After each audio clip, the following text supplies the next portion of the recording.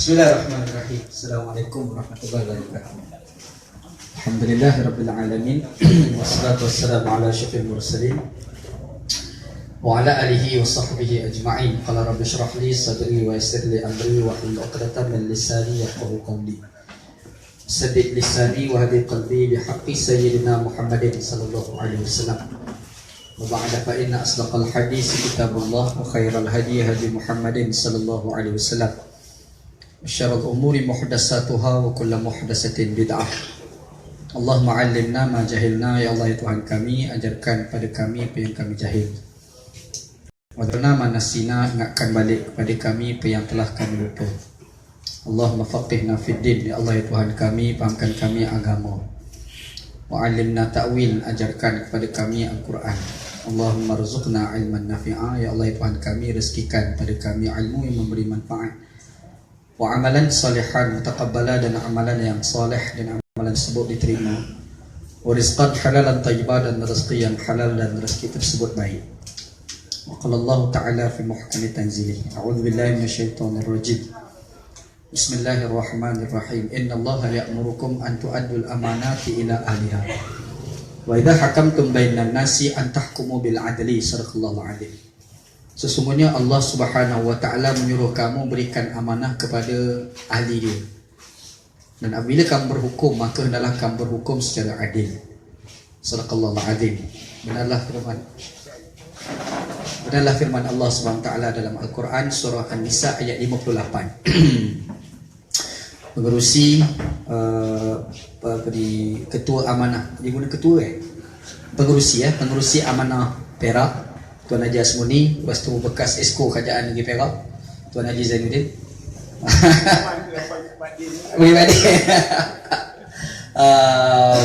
Lepas tu Profesor Doktor Muhammad Fadil, pengurusi integriti amanah Perak. Hebat amanah ni, Profesor Doktor. Hebat. Lepas tu Tuan Osman bin Muhammad, Ketua Bahagian Bersatu Taiping. Muhammad Saad Ismail, Ketua Amanah Taiping, dan Barisan Kepimpinan Parti Amanah, Parti Keadilan Bersatu, dan DAP Pakatan Harapan. Mudah-mudahan dirahmati oleh Allah SWT. Alhamdulillah, syukur pada Allah SWT. Pada hari ini kita bertemu untuk kita bincang tentang ini kira macam politik. Kita pilihan raya tak lama lagi mungkin. Bukti nak tahu pilihan raya lama tak lama, kita tengok Najib dah kerap masuk TV. Dan kita dah nampak Najib dan Rosmah pun dia dah pergi dekat rumah yang usang, duduk, ambil gambar. Rupa-rupanya berlakon. Itu maknanya tanda-tanda pilihan raya tak lama lagi nak berlaku. Kan? Dan Alhamdulillah, kita ada parti yang konsisten untuk nak jatuhkan BN. Setakat dia ada 4 parti lah. Sebelum ni ada satu parti yang bersama dengan atas nama Pakatan Rakyat, namanya Parti PAS. Dan ramai tokoh-tokoh kat sini ni sebenarnya bekas Parti PAS. Ni semua ni. Yang ni anda tak tahulah.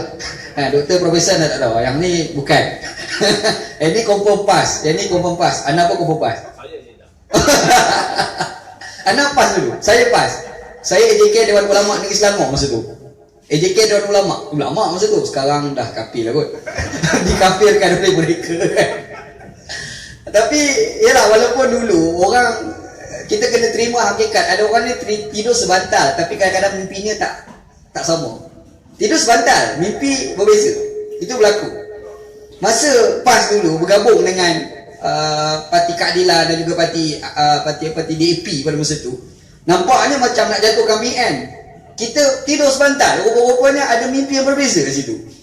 Yang ada satu Parti Keadilan, Parti DAP konsisten untuk nak jatuhkan BN. PAS, bukan semua sebilangan daripada pimpinan PAS tu dia sedang bermimpi bukan nak jatuhkan BN, bahkan dia nak mempertahankan BN untuk terus BN ke pemerintah.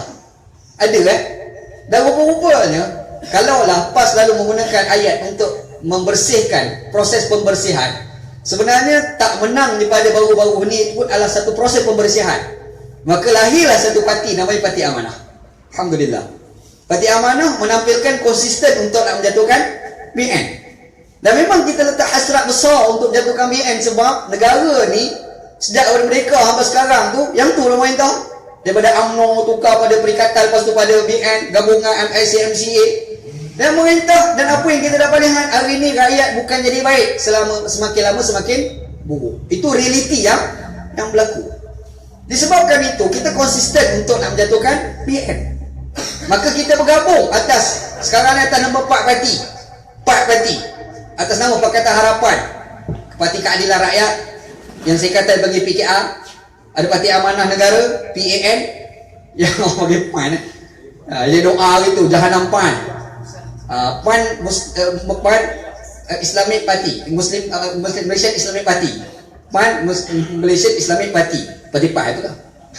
Dia doa, bila dia doa nak bagi Jahanam, rupa-rupanya keesokan tu datang angin ribut, kena kemah dia. Ini kuasa Allah luar daripada kekuasaan kita.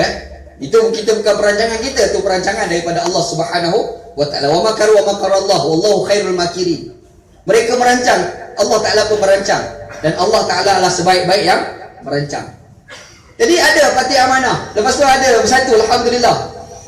Lepas tu ada DAP, Democracy Action Party, alhamdulillah bergabung dengan satu niat dan satu tujuan untuk memastikan BN jatuh daripada Putrajaya. Itu kita nak buat. Persoalannya kenapa? Itu soalan. Soalannya kenapa kita nak jatuhkan BN? Itu soalan. Jawapannya kita kena ingat, negara ni jadi rosak disebabkan orang yang mentadbir ni adalah orang yang tidak amanah. Orang yang mentadbir negara ni adalah orang yang gagal untuk melaksanakan keadilan. Bukan sekadar dia gagal daripada melaksanakan keadilan, bahkan cara pentadbiran BN pada hari ini betul-betul menzalimi rakyat. Dia menyusah orang kita. Kalau kita tengok, Allah Subhanahu wa taala nyatakan dalam Quran, sesebuah kerajaan itu mesti berasaskan kepada kebaikan, bukan apa anutan agama pemerintah itu. Contoh, kalau kita buka dalam surah Hud ayat 117, Allah akan kata, wa maka rabbuka liyuhlikal qura bizulmin wa ahluha muslihun. Tuhan kamu tidak akan membinasakan ahli sebuah kerajaan itu secara zalim kalau rakyat dia saling melakukan kebaikan. Kalau kita baca dalam kitab-kitab Al-Mufassirin, ulama tafsir, Imam Fakhruddin Ar-Razi, dia menyatakan ayat ini merujuk kepada negara orang bukan Islam. Yang rakyat dia bukan Islam, pemerintah dia pun bukan Islam. Tapi rakyat dan pemerintah itu saling melakukan kebaikan. Mereka memastikan rakyat mereka tidak lapar. Mereka tengok kalau ada kezaliman yang dilakukan dalaman, pemerintah akan fikir kezaliman itu diberhentikan. Dan apabila pemerintah melakukan kezaliman, rakyat akan fikir bangun untuk lawan pemerintah yang melakukan kezaliman itu. Kerajaan sebegini, kata Allah, Allah Ta'ala tidak akan binasa. Quran menyatakan asas bagi kerajaan itu adalah kebaikan, bukan semata-mata anutan agama yang dianut oleh pemerintah tersebut. Imam Ibn Taymiyah disebut satu perkataan, innallaha yansuru daulatan adilah wa in kanat kafirah wa la yansurullahu daulatan zalimah wa in kanat mu'minah. Allah Ta'ala tolong negara yang adil walaupun negara itu kafir sekalipun. Allah Ta'ala tak akan tolong negara yang zalim walaupun negara itu orang Islam sekalipun. Kita ni kalau pergi negara-negara yang dikatakan paling tinggi rasuah dalam dunia, 8 negara adalah negara orang Islam. Betul tak? Tapi kalau kita kata 10 negara yang paling tinggi kurang rasuah dalam dunia, 10 negara tak ada sebuah pun negara orang Islam. Negara orang bukan Islam, Swedennya, Irelandnya, apa lagi, Denmark ni kan, memalukan. Kadang-kadang attitude rakyat orang Islam itu tak baik. Dan sehingga kan ada ulama Islam pernah menyatakan, apabila aku pergi kat negara orang bukan Islam, aku lihat ada Islam di sana. Apabila aku datang ke orang Islam, orang Islamnya ramai, tapi Islamnya tidak ada. Kenapa? Sebab kita orang Islam kadang-kadang dia tidak memikirkan bagaimana nak memastikan kebaikan itu tersebar di dalam masyarakat. Apabila kita sebut pemerintahan, kita nak pastikan negara kita jadi baik. Kalau ada orang tu lalai daripada berusaha untuk memastikan kejahatan itu dihapuskan, kerosakan itu akan tertimpa bukan kepada individu tersebut sahaja, bahkan semua kita akan kena. Sebab itu kalau kita tengok apabila orang pilih Najib Tun Razak sebelum ni buat GST, yang kena GST ni bukan orang UMNO je. Apa? Orang UMNO ni bebas GST je? Orang UMNO kena GST juga. Bila dia naikkan harga minyak, orang Pakatan Harapan pun kena bayar juga harga minyak yang mahal tu. Maknanya kita nampak kelalaian golongan yang sedikit menyebabkan golongan lain pun akan terbeban juga dengan kejahatan dilakukan oleh pemerintah. Sebab itu, kita sebagai rakyat Malaysia, kita tengok kerosakan dah berlaku, kita tak boleh duduk diam. Kita kena fikir bagaimana nak jadikan kerosakan yang berlaku itu diberhentikan. Kita tak suruh dia berhenti, tak boleh berhenti. Kita kena jatuhkan dia. Ini tugas kita sebagai rakyat Malaysia. Dan kita kena ingat, negara pada hari ini, kita dapat lihat berbagai-bagai kerosakan. Dengan GST-nya, dengan skandal 1MDB-nya, macam-macam lah. Kalau cerita, tak nak cerita. Kalau panggil berbagai-bagai penceramah, jangan cerita benda sebegini. Tapi pernah tak kita fikir, pilihan raya akan datang, Najib dia nak tutup kelemahan ini dan akan mainkan dengan dua isu besar. Yang pertamanya adalah isu agama, yang kedua adalah isu Melayu. Percayalah aku cakap. Hari ini dah berlaku agak-agak. Menang Pakatan Harapan, kata dia DAP memerintah jadi Perdana Menteri. Menang Pakatan Harapan, Cina jadi Perdana Menteri. Awak teruk sangat kau orang Melayu ada Pakatan Harapan. Dalam Pakatan Harapan orang Melayu cerdik berlambak ah. Berlambak Haji Asmuni ada. Ni bekas tu. Tak ada masalah. Tu pergi kat Parti Keadilan Rakyat. Apa orang cerdik ada? Kita ada Datuk Seri Anwar Ibrahim. Orang yang pernah jadi Timbalan Perdana Menteri. Dan kita dapati masa dia jadi Menteri Kewangan, macam mana keadaan kewangan negara pada ketika itu. Harga minyak disusah naik pada zaman dia jadi Timbalan Perdana Menteri. Makna dia ada kemampuan untuk mentadbir.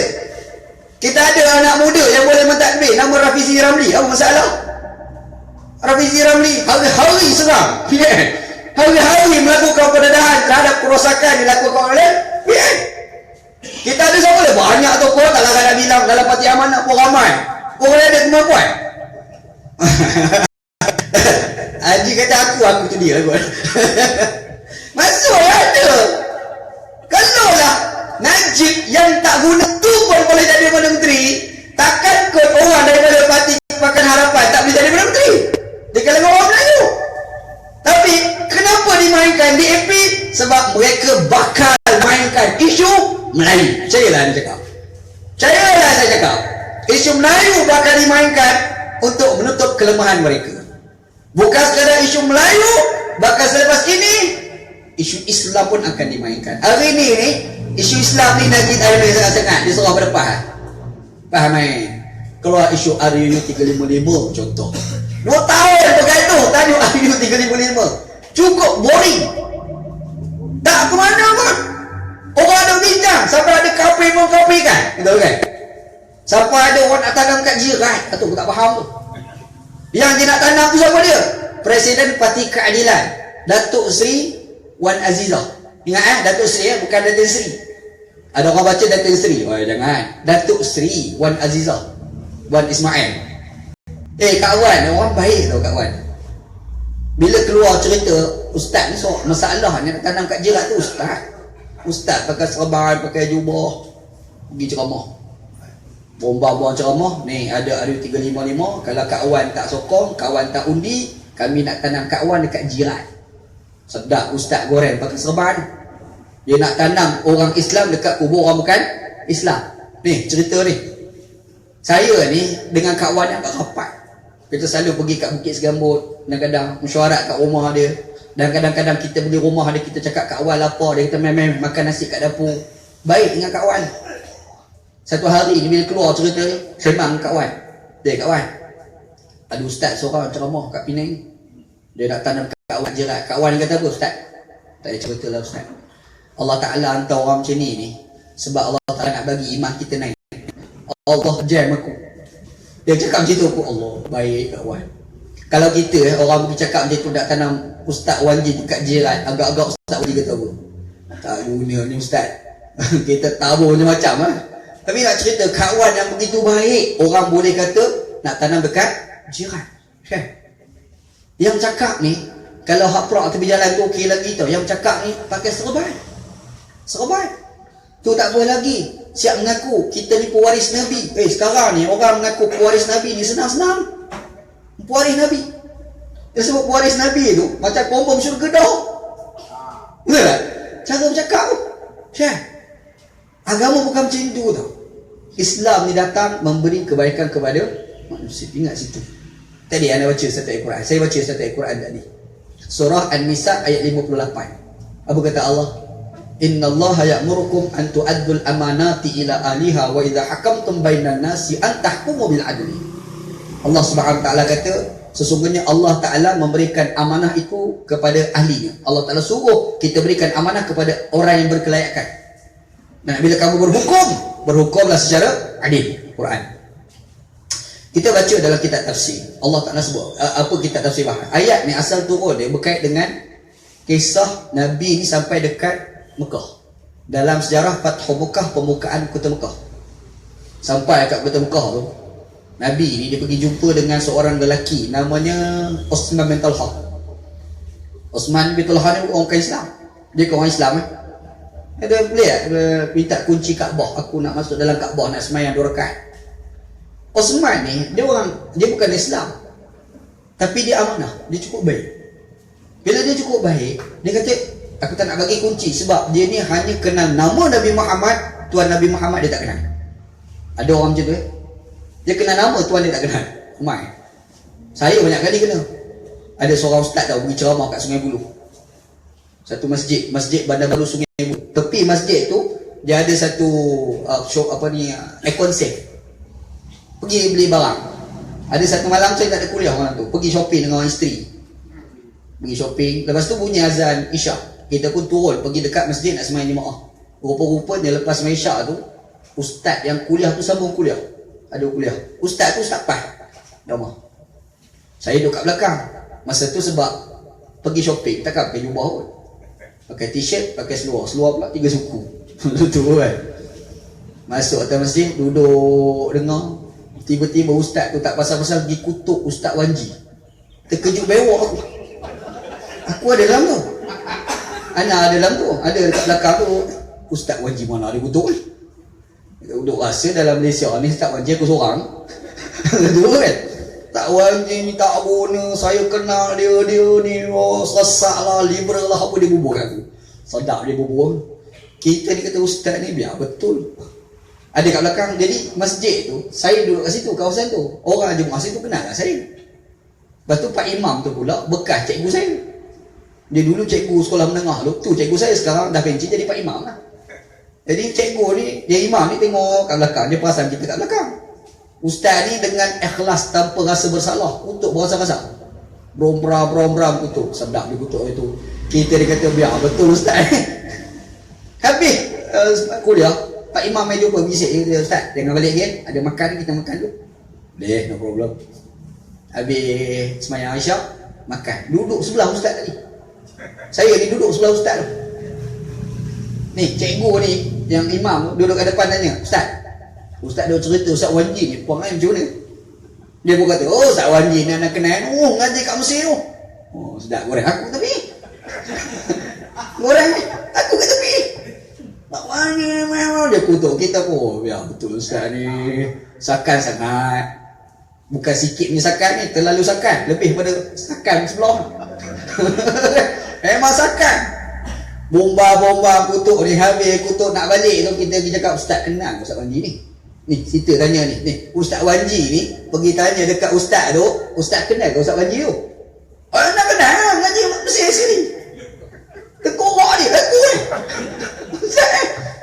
Habis dia dah goreng tu nak balik salam Ustaz ni kalau bercakap boleh tak tengok kanan kiri semua. Ustaz Wanji ni anak lah. Boleh bayar muka dia macam mana abang?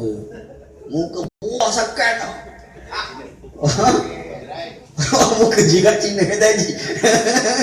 Muka dia berubah. Dia ni muka berubah. Jab naik kereta belah macam tu. Perasan kadang-kadang ramai ustaz-ustaz kita ni perangai macam tu. Dia cakap benda yang dia pun tak tahu. Betul tak? Cakap benda dia pun tak tahu. Dia boleh kutuk aku depan-depan dalam keadaan dia kata dia kenal, padahal dia tak kenal pun.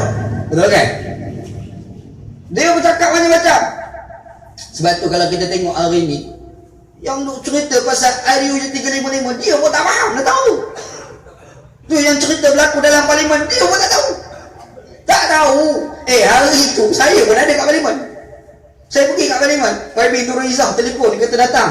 Sebab hari ni isu hari 35 ni ustaz kena datang. Kita nak buat apa ni, macam mana kita nak jawab, ustaz kena bagi point dekat kami. Pergi hari tu. Dengar ucapan daripada Presiden 4 masa tu. Wah, panjang. Kena perhati dengar, kata kau dah ni. Habis. Lepas tu habis daripada ucapan tu main bincang mesyuarat. Kita nak tengok perbahasan pula. Bila tengok perbahasan, kita nak pergi ke mana ni? Sebab seorang dia berucap itu. Apa Taki kan? Bagi Taki dia berucap itu. Seorang dia cakap. Tiba-tiba yang sebelum tu Parlimen boleh berhenti 5:30 pagi. Hari tu pada pukul 4 berhenti dah. Bila berhenti, apa berlaku? Kita dah berjaya, Islam sudah menang. La ilaha illallah. Menang ke mana? Tak tahu. Macam orang masuk dalam mahkamah.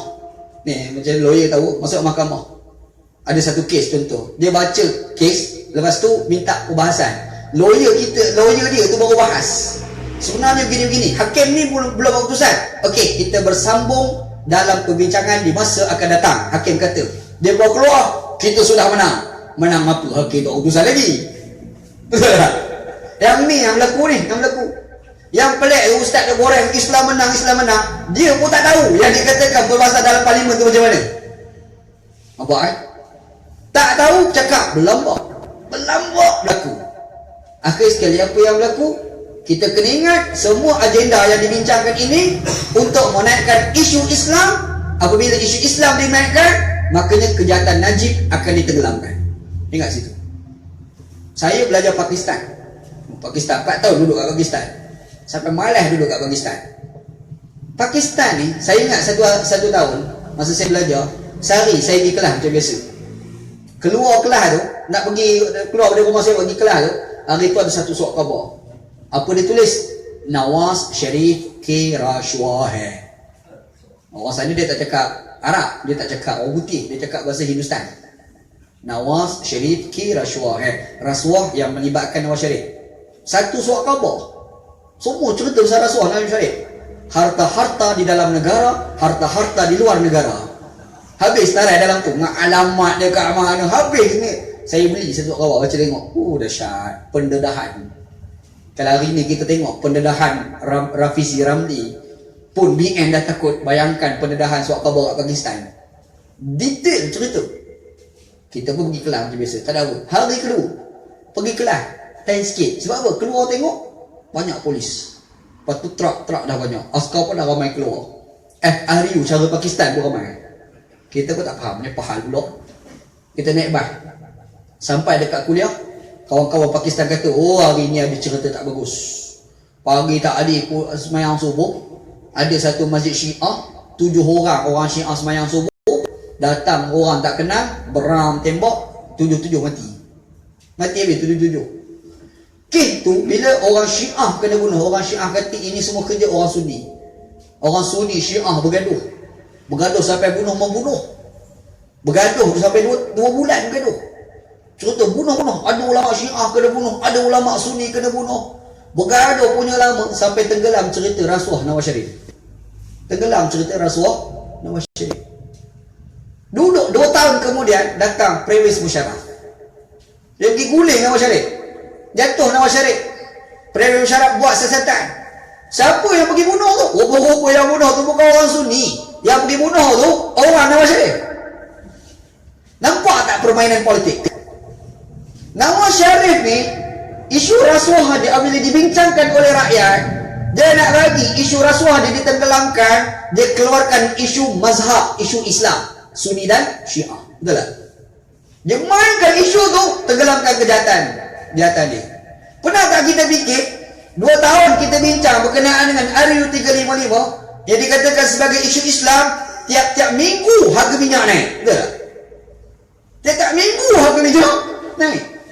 Duk bincang cerita RU 355, kita terlupa Najib ni ada skandal 1MDB. Betul tak? Dalam keadaan 2 minggu, 2 tahun kita bincang RU 355, kita terlupa yang dana negara ni makin tak ada. Kita terlupa yang kita kena GST. Betul kan? Terlupa. Tapi kenapa dimainkan isu ni? Sebab Najib dia akan tutup kelemahan peribadi dia. Betul tak agak-agak? Okay. Kita kena fikir secara bijak. Kali ini kita kena buat perubahan. Dan kita kena ingat, tidak ada perkara mustahil dalam politik. Ingat situ. Dulu yang nak lawan PAS, nak lawan UMNO gila-gila ni, PAS. Betul, yang gila-gila lawan UMNO ni PAS. Berasak-rasak lawan, tanya orang UMNO. Haji. Berasak-rasak lawan ni. Ni tanya orang PAS dulu ni, macam mana nak lawan UMNO dulu ni. Tanya aku lah, memang lawan kot. Aku borong PAS kat dulu. Tapi sekarang tidak ada yang mustahil dalam politik. PAS kawan dengan UMNO. PAS ganti UMNO. Kalau dia ganti tu ambil kerajaan, satu part bukan nak ambil kerajaan, ambil perang dengan UMNO. Tu susah. Dia boleh baik juga. Dia pun terpalit dengan skandal 90 juta. Pokok kita akan sama tak sampai sebulan. 8 bulan baru nak sama. Oh pelawak. Betul tak? Skandal. Dulu kalau parti PAS dulu tak pernah dengar tau. Orang ni duit banyak lah, tak ada. Tak ada. Habis-habis ni UMNO begitu dia orang satu, PAS ni parti sesat. PAS parti ajaran sesat. Betul ya orang UMNO dulu? Betul kan? Dulu. Tajuk dia agama PAS ni ekstrim, PAS ni ganas tu. Dulu. Tak pernah dengar kata PAS ni ada skandal duit, rembat duit. Tak ada. Tapi sekarang ni kita dengar PAS ni cerita dia apa? Duit 90 juta. Ada pula bursi lain kata 200 juta. Wih, menakutkan. Betul kan? Yang confirm Encik Somi. Itu confirm lah. Q7. Itu confirm. Semua cerita pasal duit. Semua cerita pasal kekayaan. Kita pun tak faham mana dapat duit. Pasal berlaku tak? Berlaku. Syekh, benda tak ada perkara mustahil dalam politik. Dulu kita tak pernah dengar cerita-cerita macam ni berlaku pada PAS. Hari ni boleh dengar tak benda dalam PAS? Boleh dengar. Dulu kita dengar PAS ceramah maki UMNO.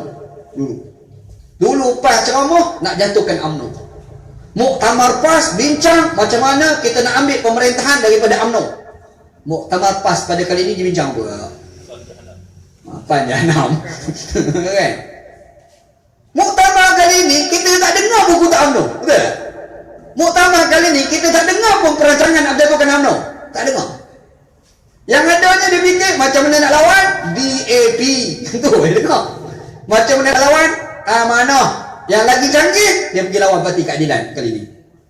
Lawan Allah putus musyarat Muktamar PAS, mengatakan kita perlu putus hubungan bersama dengan Parti Keadilan. Tiba-tiba keluar pemuda PAS yang baru. Kita putus segi politik tapi tidak pada kerajaan. Kok mana pula? Aku pun tak faham. Ketua pemuda PAS Kelantan dia ceramah. Dia kata Parti Keadilan ni pengkhianat, kata dia. Parti Keadilan ni tidak ikhlas, kata dia. Kita disebut tak ikhlas, pengkhianat. Kita ni ingat balik pilihan raya lepas. Kita berpakat dengan PAS atas nama Pakatan Rakyat ketika itu. Siapa yang kacau kerusi Kota Damansara? Siapa kacau? Siapa yang kacau kerusi Sungai Aceh? Maknanya kalau kita faham kerangka itu, siapa berkhianat sebenar? Nampak. Tapi itu cabar pada ini serang. Okeylah dia serang-serang, agak-agak dia keluar tak daripada kerajaan? Nak keluar apa sebulan 20,000 nak ambil kat mana? Syekh, perut. Ni perut ni. Nampak cakap Islam berasak-rasak, rupanya perut. Betul tak? Reality. Kita kena ingat, kalau PAS dulu lain, sekarang sudah lain. Sebab tidak ada perkara mustahil dalam politik. Kita kena ingat situ. Tun Dr. Mahathir. Dulu kita lawan, berasak-rasak kita lawan. Betul tak? Agak-agak. Tun Dr. Mahathir pun lawan kita pun berasak-rasak lawan. Tak ada perkara mustahil dalam politik. Hari ini Tun Dr. Mahathir bersama kita lawan BN. Boleh fikir? Aku tak terfikir tau. Serius. Bila Tun Dr. Mahathir mari ceramah dekat satu pentas lambang DAP, aku tak boleh fikir. Otak aku rasa nak tercabut fikir. Macam mana Tun Dr. Mahathir bila bersama dengan kita? Maknanya kita kena faham tidak ada perkara mustahil dalam politik. Betul tak? Apabila kita sebut tidak ada perkara mustahil dalam politik, kita kena ingat dulu kita ada seorang tokoh namanya Datuk Seri Anwar Ibrahim. 2008 sampai kita rasa macam tak percaya, kita boleh ambil 4 negeri di samping mengekatkan Kelantan ketika itu.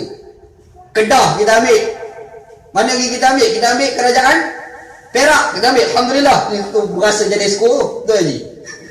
Sempat dah rasa jadi skor. Kita ambil Selangor. Kita ambil mana? Lepas duit. Selangor, Perak, Penang. Kita ambil kan? Masa tu adalah Datuk Seri Anwar Ibrahim. Pilihan raya kali ni, kita bukan ada Anwar Ibrahim, kita ada satu lagi, Tun Dr. Mahathir. Kalaulah masa Anwar Ibrahim kita boleh ambil 4 negeri, kalau ada bersama Tun Dr. Mahathir, boleh tak kita ambil Malaysia? Boleh, insya-Allah. Tak ada mustahil dalam politik. Betul tak? Boleh, insya-Allah. Kita tengok pada sebelum ni kita boleh ambil 4 negeri, tak ada GST. Betul tak? Tak ada GST. Kita boleh ambil 4 negeri. Hari ni ada tak GST? Ada GST. Kalau tak ada GST, kita boleh ambil 4 negeri. Kalau ada GST, boleh tak kita ambil Malaysia? Boleh, insya-Allah. Boleh, insya-Allah. Sebab tidak ada mustahil dalam politik. Tidak ada mustahil dalam politik. Cuma apa yang kita kena buat? Itu kita kena ingat. Kita kena fikir apa tindakan yang perlu kita lakukan untuk kita nak ambil Malaysia. Kita kena fikir. Kita perlu menawarkan kebaikan kepada rakyat. Kita kena bagi kesedaran pada rakyat bahawasanya rakyat jangan dibodohkan dengan permainan politik oleh Najib dengan 2 isu, sama ada isu agama atau isu kaum. Dan kita kena yakin isu ini bakal dimainkan. Percayalah. Baru ni ucapan daripada Ketua Pemuda PAS yang baru. Dia sebut pilihan raya akan datang adalah isu agama. Dia bangkitkan. Bermaksud dalam pilihan raya akan datang, isu agama bakal dimainkan. Kita rakyat Malaysia, kita cerdik, kita kena faham. Ini adalah permainan politik untuk mengekalkan Najib dan pemerintahan dia. Makanya kita jangan layan isu sebegini. Kita letak satu target, kita nak buat perubahan dalam Malaysia. Kita nak pastikan Najib boleh jatuh daripada pemerintahan dalam pilihan raya akan datang, insya-Allah. Boleh tak? Boleh, insya-Allah. Tak ada mustahil. Saya ni sekarang berfikir macam mana nak tangkap Najib, nak bawa dalam penjara. Ni fikiran tu. Kita pun dah tak tahan dah tengok besarnya rambut Rosmah. Tak tahan dah. Kan? Kita tak nak dah tengok cerita-cerita yang tak apa-apa berlaku. Macam berlaku kat Kelantan. Syekh, kita tengok Kelantan macam mana berlaku sekarang. Tengok Kelantan. Macam mana kat Kelantan sekarang? Syekh, orang bangkitkan isu sampah tu. Orang pergi ambil gambar sampah-sampah yang di Kelantan. Bising cerita pasal sampah kat Kota Baru. Tiba-tiba timbalan Menteri Besar dia cakap apa? Dia kata orang duk bangkitkan isu sampah ni masuk neraka. Uish, kacau.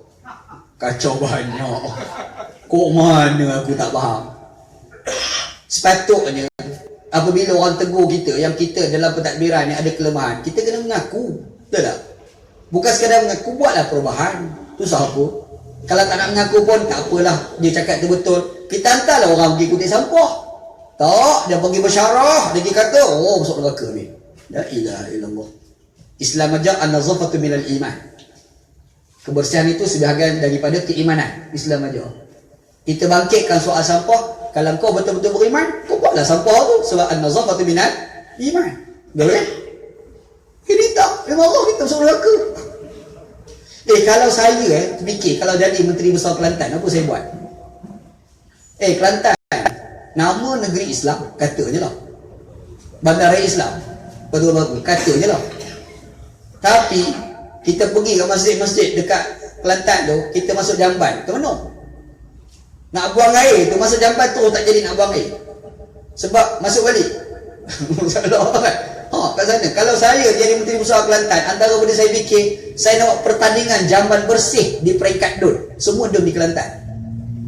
Bersih, jamban yang paling bersih, kita bagi hadiah. 3,000, 4,000 ringgit bagi hadiah. Barulah orang panggil progresif, macam mana melahirkan pada rakyat Islam. Ini tak orang bangkitkan isu kebersihan, tak bersih, sampah. Dia kata orang yang bangkit tu, masuk neraka. Kacau. Dekat Kelantan, ada tajuk cerita, membalak bersama ulama. Oh, lagi kacau. Yang rembat balak ni siapa dia? Pak serban. Tu susah. Yang pelik tu, yang tak pakai serban ni pula baik. Yang tak pakai serban, tak pakai jubah ni, pergi cakap tak boleh ni Syekh. Ni tak boleh. Harta rakyat tak buat macam ni. Yang cakap tu, orang tak pakai serban. Yang cakap tu, orang tak pakai jubah. Ni, yang pakai serban, yang rembat balak, orang pakai serban, pakai jubah. Siap baca Quran ni, masak-masak. La ilaha illallah. Kalau orang betul-betul baca Quran ni, hasil masul balak ni dibahagikan berdasarkan kepada Quran 1/5 pembahagian ni. Siapa yang dapat? Orang miskin dapat, anak yatim dapat. Quran disebut. Kalau rajin buka Quran, buka surah Al-Hashr ayat yang ke-7. Surah Al-Hashr ayat ke-7. Ma afa Allah ala rasulihi min ahli al-qura falillahi walil rasul walidil qurba wal yatama wal masakin wabnis sabil kay la yakuna dulatan bainal aghniya'i minkum. Quran. Allah Ta'ala kata apa yang Allah Ta'ala bagi pada kamu, pembahagian adalah Allah Rasul satu, ni infrastruktur. Walidil qurba, kaum kerabat Nabi SAW dulu. Kalau sekarang ni kita boleh gunakan untuk kegunaan yang perlu segera, contoh macam rumah terbakar, boleh guna. Al-masakin, orang-orang miskin. Wal yatama, orang-orang anak-anak yatim. Anak yatim ada hak, diajar di dalam Al-Quran. Dan Allah Ta'ala sebut kay la yakuna dulatan bainal aghniya'i minkum, supaya perbendaharaan negara itu tidak berlegar di antara orang-orang kaya di kalangan kamu. Pergi di Kelantan, timbul isu balak, yang kaya ni rakyat ke tokek balak agak-agak? Yang kaya adalah tokek balak. Apakah ini Islam? Itu satu persoalan. Kita nak bawa Islam, Islam ajar politik memberi kebaikan kepada rakyat. Islam ajar apabila kita sebut politik, kita nak memastikan orang zalim boleh jatuh daripada pemerintah. Apabila kita baca Islam, Islam ajar dalam politik, kita nak menaikkan keadilan, kita nak menaikkan ihsan, kita nak melaksanakan amanah kepada rakyat. Itu yang dikatakan sebagai politik di dalam Islam. Makanya dalam pilihan raya akan datang, kalau kita rasa kita benar-benar Islam, kalau kita rasa kita ni benar-benar ikut Al-Quran, ikut Nabi SAW, kita kena buat perubahan di Malaysia, kita jatuhkan BN yang zalim, kita akan melaksanakan dasar baru yang insya-Allah dilaksanakan oleh Parti Pakatan Harapan, terdiri daripada Parti 4, Parti Keadilan Rakyat, Parti Amanah, Parti DAP dan Parti Bersatu, dan semua rakyat kena ada kesedaran itu untuk melakukan perubahan di Malaysia insya-Allah. Boleh tak insya-Allah? Boleh. Bukan kita hari ini mata-mata di sini, tapi kita kena berusaha kempen di mana-mana pun, seluruh kawan-kawan kita ajak supaya buat perubahan dan untuk memastikan negara ini jadi baik, dan kita nak menolak sebarang kerosakan yang telah Najib. Boleh dilakukan atau tidak? Boleh insya-Allah. Kita kena buat perubahan itu. Kalau kita benar yakin bahawasanya kita mahu melaksanakan Islam, kalau kita benar-benar yakin bahawasanya kita ni beragama Islam, kalau kita yakin bahawasanya kita ikut Al-Quran dan hadis Nabi sallallahu alaihi wasallam. Boleh insya-Allah? Mungkin lepas ni ada malam saya rasa lah. Sebab saya lebih selesa soal jawab sebenarnya. Saya tak tahu orang sini apa yang nak tanya. Kalau saya seorang cakap, saya cakap macam ni lah. Pah Kelantan pergi, Pah Langor pergi, habis pergi. Yang cerita sini saya tak tahu. Mungkin lepas ni ada ucapan daripada beberapa tokoh dan soalan saya rasa lagi baik untuk sesi kita akan datang kan insya-Allah. Wallahu a'lam. Wassallallahu ala sayyidina Muhammad wa ala alihi washabbihi ajma'in. Walhamdulillahirabbil alamin. Assalamualaikum warahmatullahi wabarakatuh.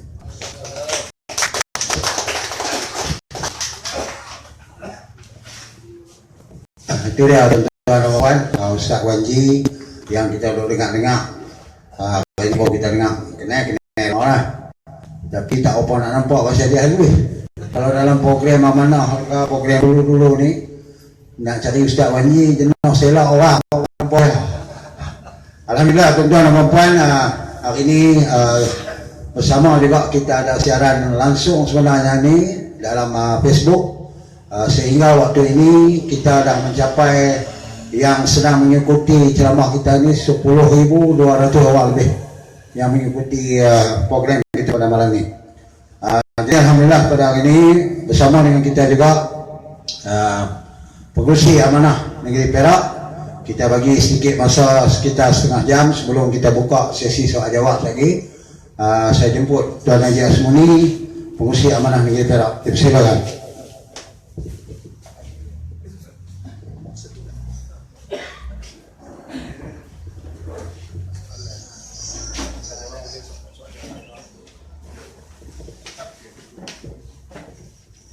Assalamualaikum warahmatullahi wabarakatuh. Bismillahirrahmanirrahim. Alhamdulillahirabbil alamin. Wa bihi nasta'in ala umuri dunya waddin. Wassalatu wassalamu ala sayyidil mursalin wa ala alihi wa sahbihi ajma'in. قال الله تعالى في كتاب العزيز بسم الله الرحمن الرحيم يا أيها الذين آمنوا اتقوا الله وابتغوا إليه الوسيلة وجاهدوا في سبيله لعلكم تفلحون صدق الله العظيم. Yang bahagia serta pengurusi memanggil sini man kasutnya. Kalau sebut nama orang tak tahu. Sahabat saya Ustaz Panji, kecil je orangnya. Dia kau nampak dia ceramah dia kena naik bangku ni ke bawah kuliah. Sahabat saya Dr. Nurdin, Dr. Fatin Nurdin, Tuan Haji Osman, pimpinan Satu Taiping, Tuan Haji kakak saya Tuan Haji Zahid Yusuf, Aljudan Kuasa Amanah Negeri Perak, bekas esko kita dahulu.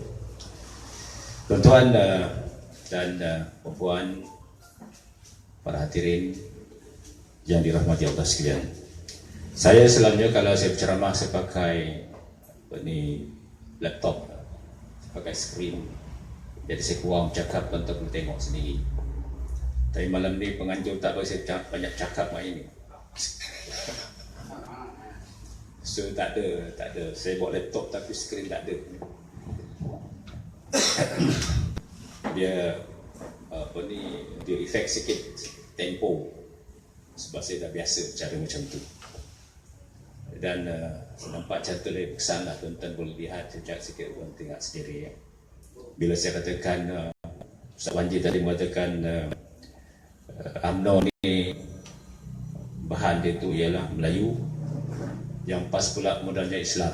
Jadi saya akan tunjukkan slide itu, tuan-tuan tengok sendiri betul ke tidak. Kalau tidak, tuan kata bohong. Bila Ustaz Wanji kata rambut Rosmah tu makin besar, saya pun tunjuklah. Betul tak makin besar ke tidak berbanding dengan dahulu. Tuan-tuan, semua setuju bahawa pilihan raya makin dekat. Dia ada dua kaul sekarang ni. Satu kaul mengatakan parlimen akan bubar dalam bulan Ramadan ni dan bulan pilihan raya dalam selepas daripada hari raya nanti.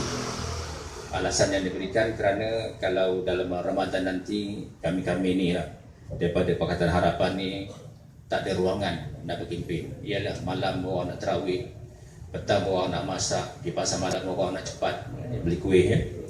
Lepas tu pula pas dengan dengan amanah dengan UMNO pula dia akan gunakan masjid dan markas mereka itu dengan seluasnya untuk balun kami lah ya. Balun saya tak apa dengan Ustaz Zaldin dengan Pak Jidin badan besar ya.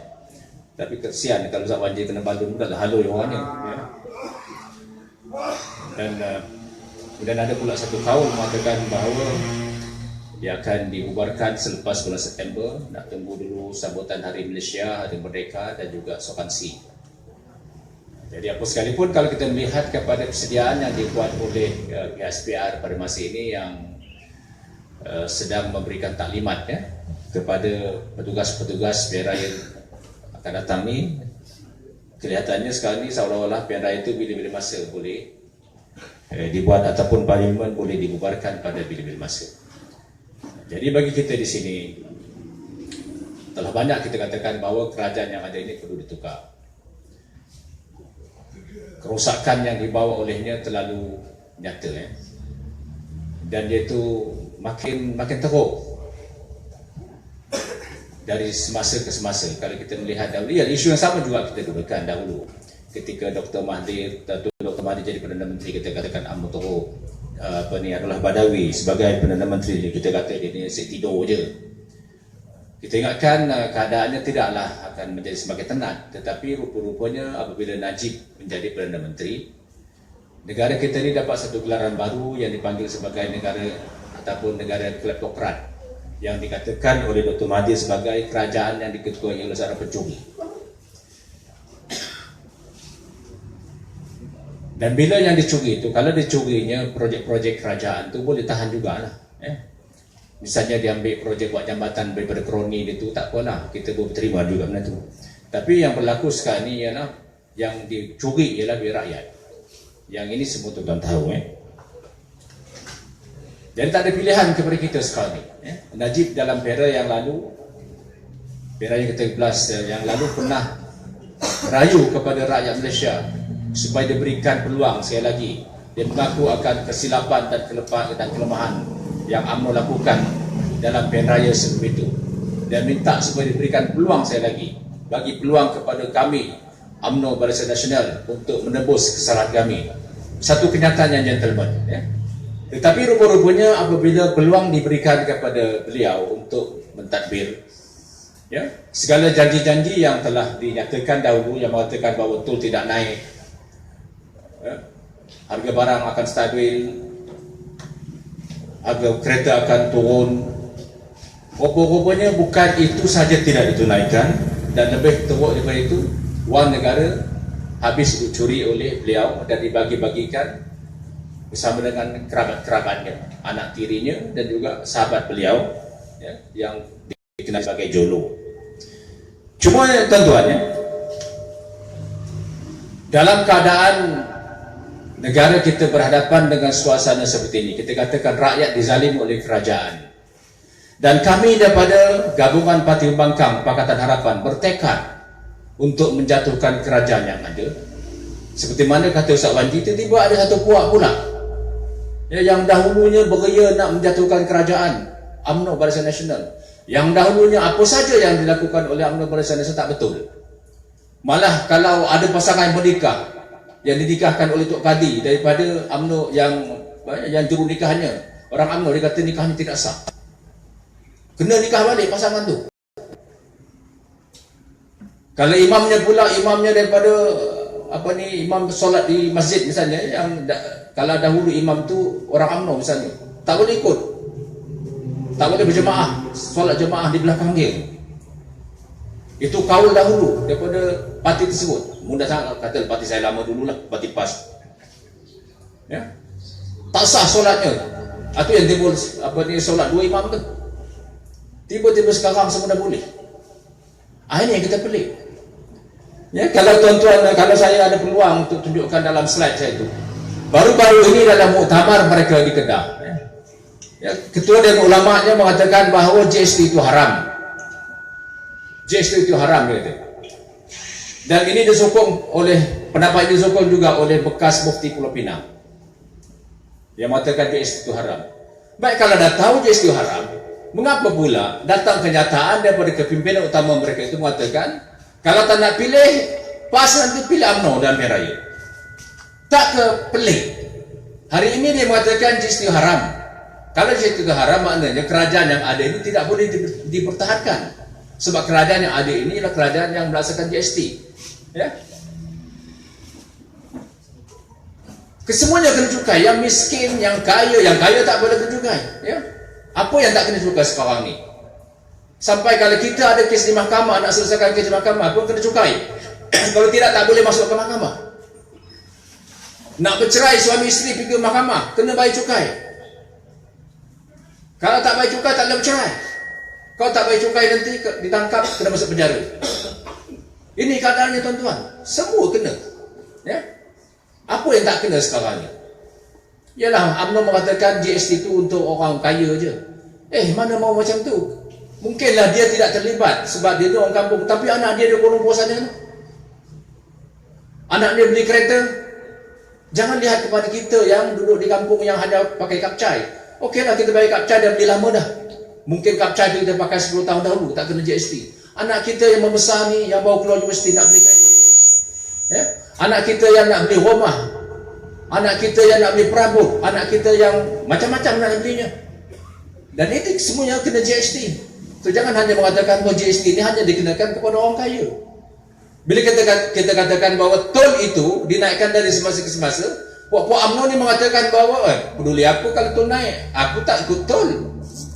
Jangan kata macam tu. Anak kita yang duduk Kuala Lumpur tu nak balik kampung kena bayar tol. Bila tanya kat dia, mengapa kau tak balik? Dulu kami selalu balik. Nak balik macam mana mak? Tol makin naik, belanja nak balik kampung makin mahal. Minyak, harga minyak lebih banyak yang naik daripada yang turun. Dalam keadaan kita sebagai sebuah negara pengeluar minyak. Tapi yang peliknya, dalam keadaan seperti ini, siapa yang tidak mengatakan bahwa kerajaan yang adil ini kerajaan yang zalim? Tentu setuju tak kalau saya katakan kerajaan ini kerajaan zalim? Orang PAS bersetuju. Tetapi dalam masa yang sama dia kata,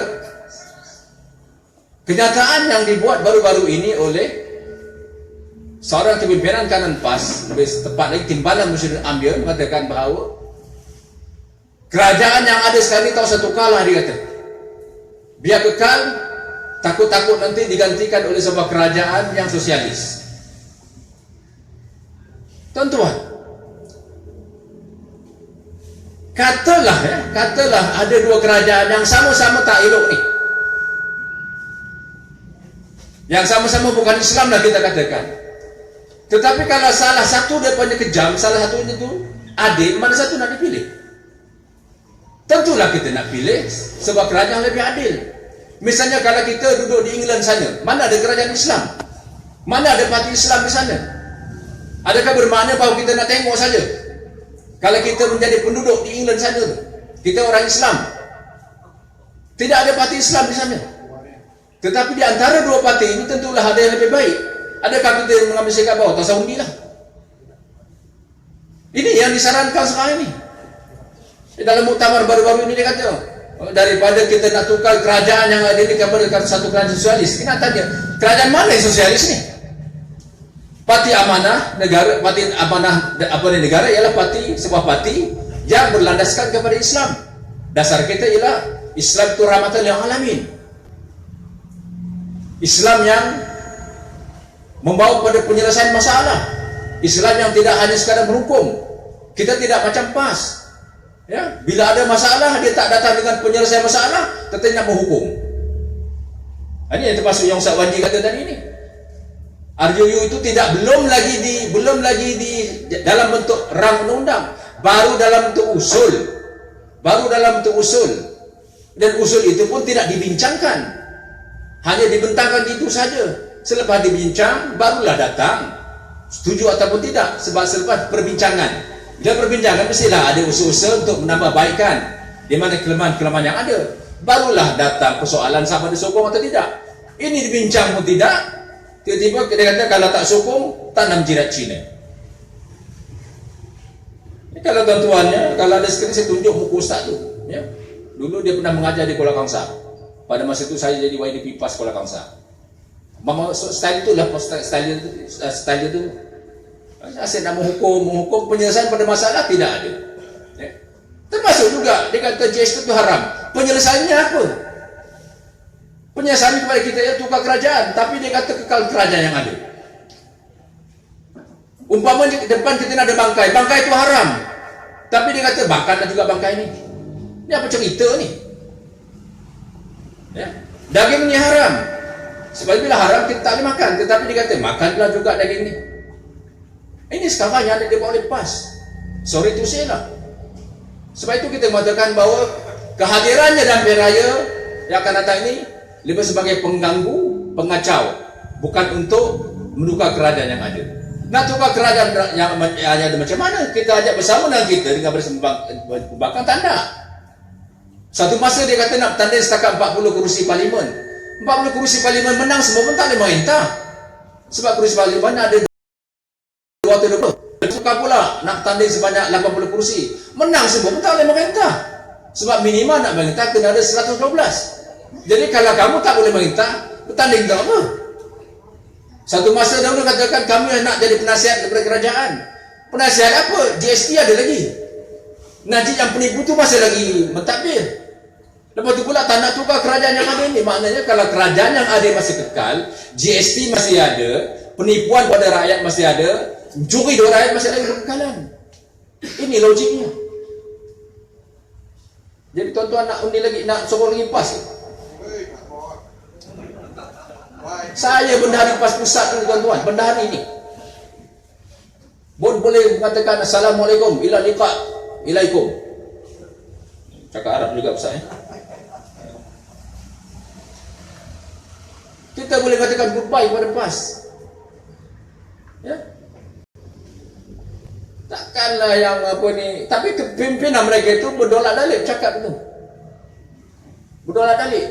Sebab itu kita mengatakan bahawa kepada kepimpinan PAS, lebih baiklah kamu berterus terang. Kalau kamu nak menikah dengan UMNO tu nikah betul. Jangan duduk keseludukan. Kalau siap tak besar lagi. Ini nikah pun tanda. Dia mana nak duduk satu kelampu nikah pun tanda, kita kata nikah lah. Kalau tak ada saksi, kami boleh jadi saksi. Mutah pun tanda.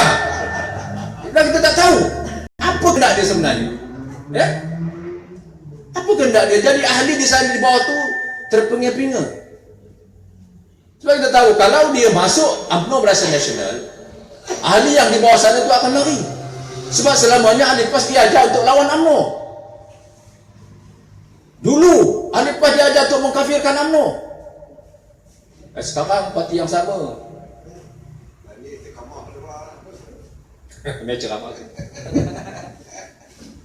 Jadi ini tuan-tuan ya, yang kita tak faham sekarang ni.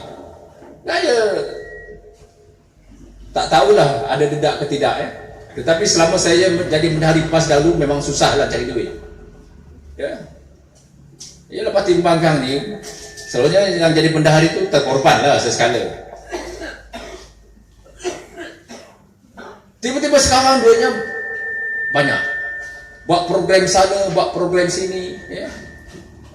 Masa nak menjelang pemilihan 2 tahun sudah ya, tahun 2015 ya. Banyak program yang dibuat untuk menjatuhkan kumpulan-kumpulan yang dikatakan sebagai kumpulan liberal ni. Dan dia mahukan belanja yang banyak. Termasuk satu perhimpunan di Marang. Dia kata perhimpunan seramai 100,000 orang memakan belanja sebanyak 2 juta. Saya menggeletar masa tuan-tuan nak cari 2 juta mana mencari ini. Duit satu masa tu adalah 30-40 ribu. Nak sebanyak 2 juta mana cari duit ni? Last datang jumpa saya minta pendahuluan sebanyak 70 ribu. Bagilah pendahuluan tu. Dan penganjur mengatakan banyak lagi saya tak bayar ni sebab belanja dekat 2 juta. Tiba-tiba yang 2 juta tu selesai gitu aja. Mana ambil duit ni? Saya tak berani nak tuduh ya. Tapi adalah macam Musang kata ada 290 juta, Sarawak Report kata ada 90 juta. Mungkin betul, mungkin tidak. Tetapi soalnya di sini kalau UMNO tidak mengambil kesempatan dari perkara itu, UMNO bodoh. Dan saya yakin UMNO mengambil kesempatan dan dibagi kepada orang-orang yang boleh dibeli di dalam PAS. Dan malah ada pimpinan mereka itu Tengku Adnan sendiri membawa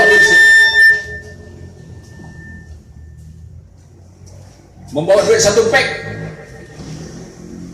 bagi kepada salah seorang kepimpinan di luar negara. Siapa dia nanti dulu dekat Peraja saya sebut. Dulu kami tak nak cakap, tetapi bila diasak kita kena cakap lah. Malu tuan-tuan, orang serban rasuah. Malu. Man kasut lagi bagus, badan makin kurus. Kepimpinan daripada mereka itu ya. Tengku Adnan bawa duit 1 beg. Nanti saya akan tanya. Saya tidak akan tanya betul ke tidak. Saya cuma akan tanya nanti berapa banyak yang Tengku Adnan bawa duit itu dan serahkan duit. Berapa banyak? Please tell us. Ahli PAS yang di bawah sana tahu. Siapa dia? Nanti dulu. Ya, bersabar. Dekat pilihan raya kita akan berapa ni. Saya sendiri akan buka nanti. Tapi kalau ada pemimpin PAS yang nak tahu, mai datang jumpa saya. Mai datang. Ada di sini. Kalau ada mai. Tuan-tuan, ini dia. Sebab itu kita nampak semakin lunak. Muktamar baru-baru ini langsung satu perkataan tak dengar kutuk PAS. Kalau tidak berasap. Yang kami di belakang itu berasap bila sebut nama UMNO tu. UMNO macam tu, UMNO macam ni, Najib macam tu, Najib macam sekarang satu patah tak ada. Tiba-tiba selepas baca doa, Jahanam PAN. Kami ni merintah ke yang nak dia apa ni? Jahanam PAN bersatu dikata tahapun, bersatu pun dikutuk sakan habis, PKR lebih-lebih lagi, DAP itu saya sebutlah. Yang kami ni merintah ke? Yang nak dibalun sebagai papan? Apa kerosakan yang kami buat? Yang kita ni nak jatuhkan UMNO Barisan Nasional untuk kebajikan rakyat. Kita nak kembalikan balik hak rakyat. Ya? Yang sekarang ini pelajar-pelajar anak-anak kita kat universiti tak dapat beasiswa, kita nak bagi balik beasiswa. Yang kita nak ambil balik harta-harta yang dicuri, harta-harta yang dibeli di luar negara sana tu, yang menggunakan duit 1 MDB itu, kita nak ambil balik itu dan kita nak lelong barang tu, bagi pulang balik pada rakyat. Itu yang kita nak buat. Yang pegawai kerajaan sekarang ni yang diambil atas dasar kontrak. Dia bukan lagi sebagai pegawai tetap macam saya, macam Tuan Najib Zainuddin ketika kami di dalam perkhidmatan kerajaan dahulu. Ya. Sekarang ni kontrak. Anak-anak kita yang berkelulusan daripada dalam bidang perubatan, selepas daripada tamat housemanship 2 tahun, kerajaan hanya kontrak bagi jawatan kontrak selama 2 tahun, lepas tu kau cari kerja lain lah. Ya. Kita nak kembalikan balik kegemilangan itu. Kita akan tengok GST ni aspek macam mana, bagaimana kita nak, ya, kalau kita tidak boleh hapuskan terus, bagaimana kita boleh uruskan supaya akan dapat dikurangkan. Kita akui negara-negara lain juga menggunakan GST, tetapi mereka bermula dengan kadar yang rendah. Singapura pun ada GST tetapi bermula dengan kadar 2%. Kita terus-terus tentang 6%. Kalau menang lagi UMNO Barisan Nasional ni, kita dengar dia nak naikkan sebanyak 8%. Mampu tuan-tuan? Undi lagi. Ini tuan-tuan. Thailand pun ada GST tetapi bermula dengan 3%. Australia pun ada GST 3% tuan-tuan. Dan kesemua cukai itu dikembalikan kepada rakyat. Tetapi di negara kita ini apa yang kita nampak? Kutipan cukai mengikut laporan parlimen yang dahulu, yang lalu. Kutipan cukai GST yang lalu sebanyak 43 bilion. Akan datang insyaAllah naik kepada 62 bilion dia kata. 43 bilion tu apa yang kita dapat? Hospital sekarang ni tuan-tuan, kau tak ada apa ni, tak bayar, habis dapat rawatan third class lah. Ya. Naik kereta api daripada KLCC, daripada Kuala Lumpur Central, KL Central nak pergi ke airport, dahulu RM30, sekarang dah naik RM50. Mana yang murahnya? Mana pergi duit cukai itu? Baru-baru ni saya balik daripada Australia, ya. Pengalaman di sana saya nak bagi tahu. Sana cukai tinggi, tetapi rakyat tidak merungut kerana cukai itu dikembalikan pada rakyat. Kereta yang saya pakai ni di sini kereta mewah. Di sana harganya 35,000 Australia, tak kena cukai. Kereta yang berharga bawah daripada 50,000 Australia dianggap kereta keperluan rakyat, tak kena cukai. Di sini kereta apa yang tak kena cukai? Bukan masalah cukai, ke mana duit itu digunakan. Ini isunya sekarang. Zalim atau tidak kerajaan ada? Zalim. Kita diajar dengan ayat, ya. Wala tarkanu illazina zalamu fatamassakumun nar. Ya. Jangan kamu cenderung kepada mereka-mereka yang melakukan kezaliman, takut nanti kamu disambar oleh api neraka. Jangan cenderung, bukan jangan melakukan, cenderung. Kalau cenderung pun tidak boleh, takkanlah melakukan pun kita boleh langsung. Kerajaan sekarang ni bukan cenderung tetapi sudah melakukan kezaliman kepada rakyat. Tetapi puak-puak PAS ini yang sepatutnya mereka inilah yang berada di barisan hadapan untuk menentang UMNO Barisan Nasional ini, sekarang dia pula yang menjadi pendukung, yang memberikan tongkat harapan baru kepada UMNO Barisan Nasional. Ini yang kita tak faham ni. Ini yang kita tak faham.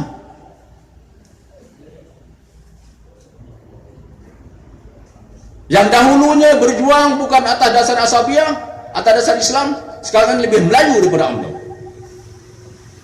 Ada yang mengatakan bahawa kita sentiasa kita mengalukan mana-mana pihak yang nak bersama kami untuk memperjuangkan Islam. Kita tanya pada PAS, yang dia katakan Islam tu apa? Hudud aja ke? Menentang kezaliman, menentang rasuah bukan salah satu perjuangan Islam. Ar-rashi wal murtashi finnar, kata Nabi. Pemberi dan penerima rasuah masuk neraka. Itu satu jihad.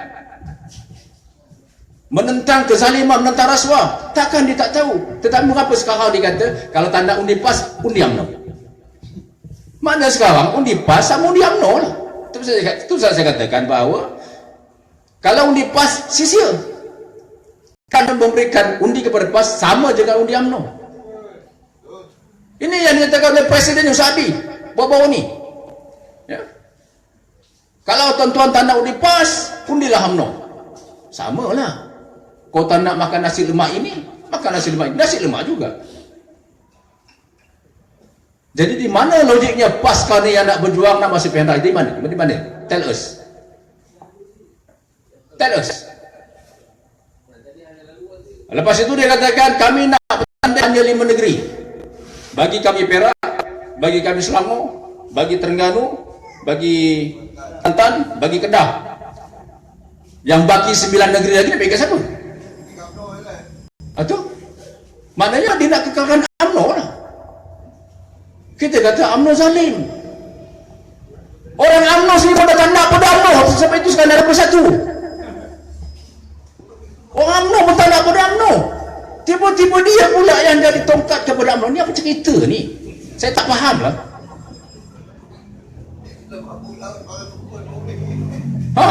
Bawa ni pula pergi dah jadi pendagang mustar. Sebaik apa ni video ni tak boleh tayang. Kalau tidak, nampaklah laporan pendagang mustar.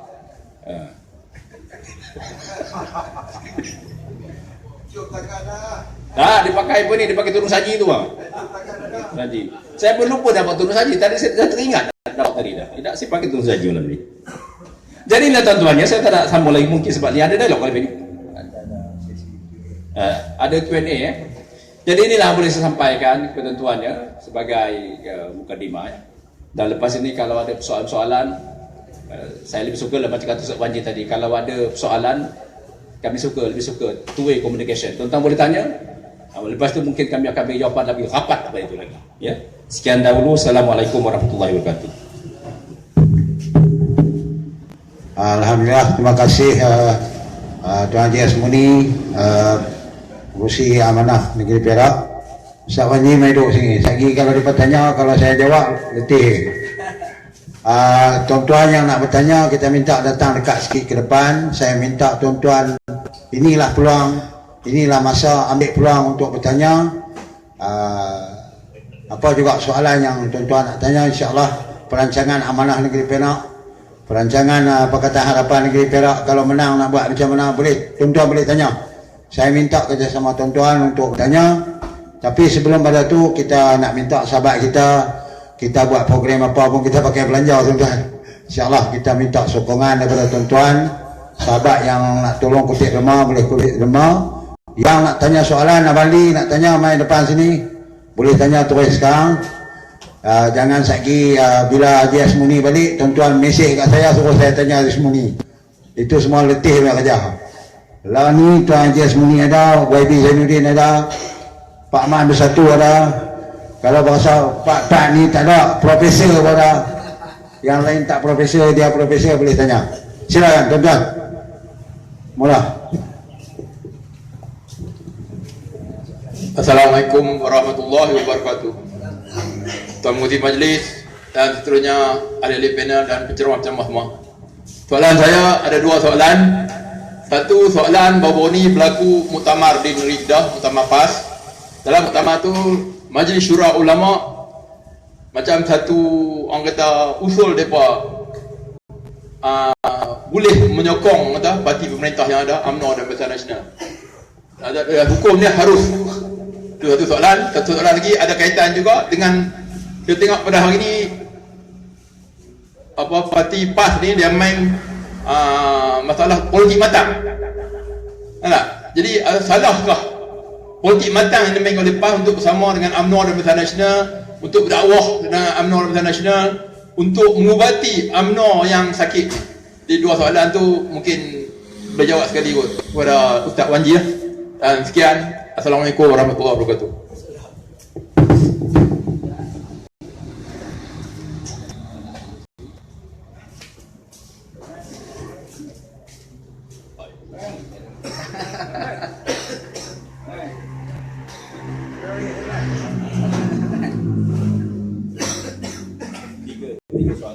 Ada lagi? Kita tunggu lagi dua soalan.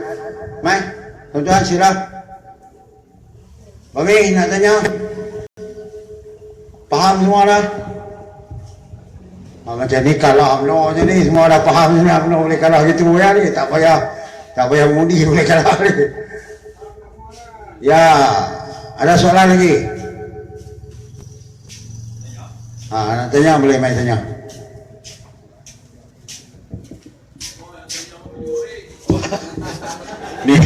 Ni bukan bakat. Baik, jauh sikit. Assalamualaikum warahmatullahi wabarakatuh. Kepada Ustaz yang pengurusi amanah negeri pengurusi Persatu Taiping, Tuan Haji Zainuddin, mantan YB, mantan ESCO. Ana ada satu soalan saja yang ingin tanya. Cuma nakkan penjelasan daripada Ustaz dan mungkin penjelasan daripada ahli panel lah kita sebut kan, tentang kita tahulah pilihan raya yang akan datang ini. Kita dah nampak hint bahawa UMNO dan Barisan Nasional dan sekutunya PAS akan main satu isu yang cukup besar yang menyentuh sensitiviti masyarakat Malaysia, iaitu isunya ialah Melayu dan Islam. Ini isu yang cukup sensitif lah kan, dengan dimainkan video-video yang kita rasa tak sepatutnya dimainkan di Malaysia ni. Jadi pertama sekali saya nak tanya pada Ustaz supaya berikan sedikit penjelasan apa sebenarnya, apakah yang dimaksudkan dengan Melayu dan Islam ini. Kok ada sejarah ke apa ke yang Ustaz boleh ulas untuk kefahaman Ana sendiri dan sahabat-sahabat hadir pada hari ini. Wallahualam. Ada lagi soalan? Abang San, tadi orang ceramah ada nak bertanya. Assalamualaikum warahmatullahi wabarakatuh. Saya nak tujukan soalan Ustaz Wanji. Betul ini dengan masa bahawa Dewan Ulama telah memutuskan bahawa harus sokong UMNO BN.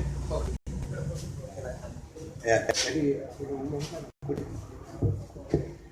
Dewan Ulama PAS umum. Tuan-tuan saya ulang sekali lagi, sahabat yang kutip tolong mulakan, insyaAllah. Saya ingat boleh jawab dah sekarang ni.